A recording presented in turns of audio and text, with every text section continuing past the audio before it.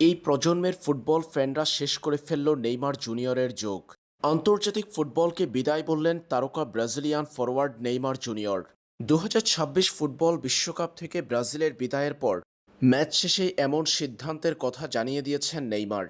এবারের বিশ্বকাপে ব্রাজিলের স্কোয়াডে থাকলেও গ্রুপ পর্বে স্কটল্যান্ডের বিপক্ষে 15 মিনিট খেলেছিলেন নেইমার জুনিয়র।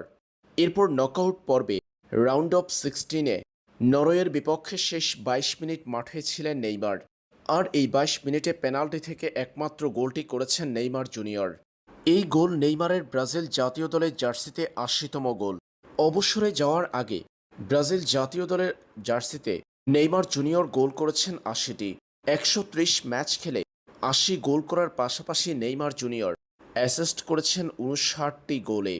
59 গোল, 80 অ্যাসিস্ট, অর্থাৎ 130 ম্যাচে সরাসরি 139 গোলে জড়িত নেইমার জুনিয়রের নাম।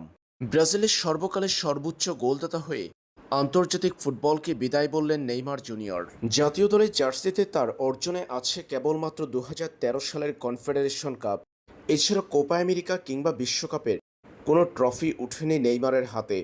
ফুটবল বিশ্বকাপে নেইমার জুনিয়রের আছে 9টা গোল, যার 9 নম্বর গোলটা করেছেন তিনি 2026 বিশ্বকাপে নরওয়ের বিপক্ষে।